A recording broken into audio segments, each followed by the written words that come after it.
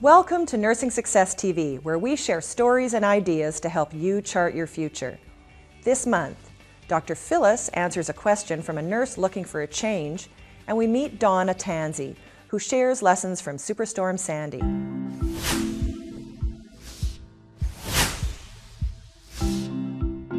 Ask Dr. Phyllis is brought to you by Kaiser Permanente. Today's question for Dr. Phyllis comes from Danielle, a registered nurse with a Bachelor of Science in Nursing in Michigan. Danielle has been in the same med-surg unit for 11 years. She's ready for a change, but has a few questions. She asks, "My hospital has a float pool. What steps should I take to prepare myself to be an effective float nurse?"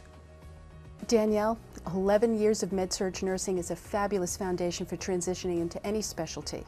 I would first speak with the person who's over the float pool and get a sense of what the role really entails and see if there's a job description that you can review. Get a sense of where you may be floated to, because it may be in an entirely different area than you practiced before. It could be the emergency department. It could be a med-surg area specializing in orthopedics, which might be unfamiliar to you. Perhaps it could be pediatrics. If that's the case, then you want to find out a little bit about what kind of an orientation you could expect. Is it going to be classroom? Is it going to be competency-based clinical experiences, or perhaps a combination of both? Keep in mind that all of your safe practice habits, which I'm sure are anchored in the National Patient Safety Goals, are going to hold you in good stead no matter where you practice. But as a starting point, you may want to consider medication and medication administration, especially if you get floated to an area where the calculations are very different than what you're accustomed to, such as pediatrics. You may want to make a list of the most common medications and start studying. Supplementing your new experiences with some continuing education is always a good idea. You want to try to stay ahead of the curve, so see if you can anticipate if you're going to be required to take care of patients with ventilators, or perhaps complex wounds, or maybe central venous access devices, and study accordingly.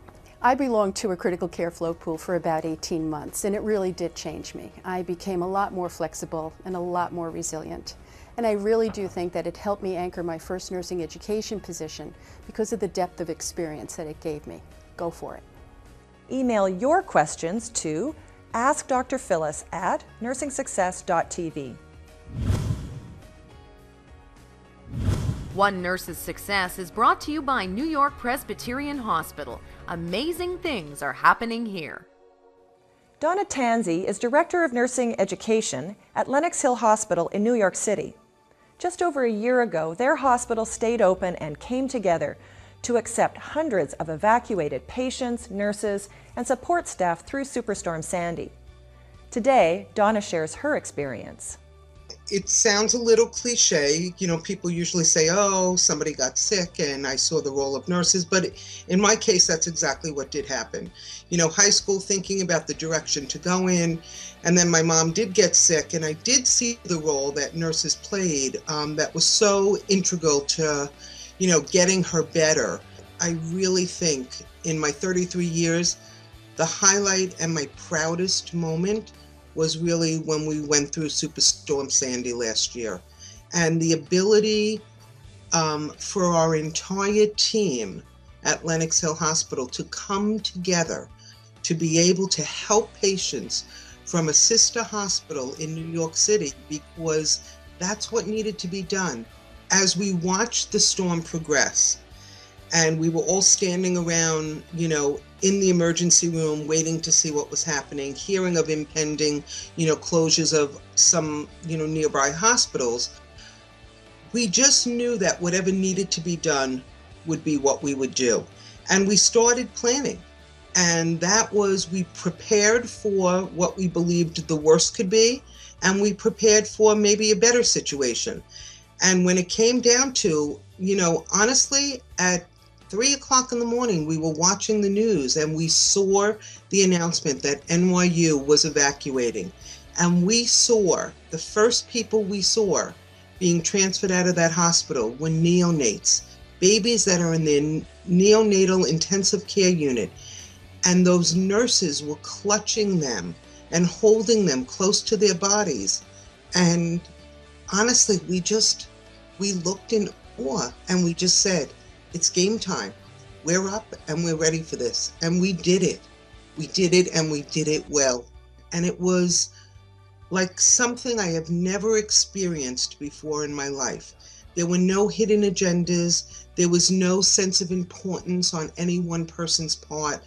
It was all about doing what needed to be done for these patients and making them feel safe and secure in our environment, because they were coming to us frightened.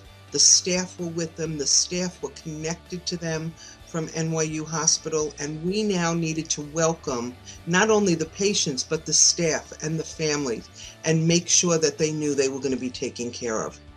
You know, I think it's very easy to get caught up in the competition amongst caregiving. You know, I am at North Shore LIJ Lenox Hill Hospital on the Upper East Side of Manhattan, and we are surrounded by fabulous hospitals. So it's very easy to get caught up in what can we do differently that would set us aside.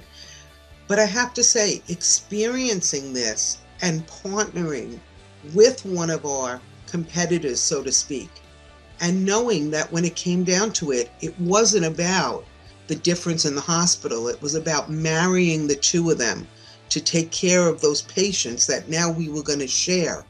That was what made the difference. And I think it put perspective in many of our eyes to see that it comes down to our patients and doing what's right for them.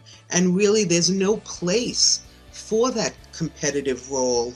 We have the unique ability to touch people at a level that other professions do not. And we need to challenge ourselves to take advantage of that privilege and not get caught up in a lot of the drama that goes on in everyday living, and stay focused on the fact that it's what we do, and it's really about doing whatever it is to make someone's life a little bit better, even if it's just for a moment in time. Nursing Success TV can be watched on any computer, laptop, tablet, or smartphone. You can instantly share Nursing Success TV with your colleagues and friends quickly and easily by email, social media, or sending a direct link. Don't miss an episode. Simply click subscribe to receive each monthly episode. Thank you for joining us for this episode of Nursing Success TV.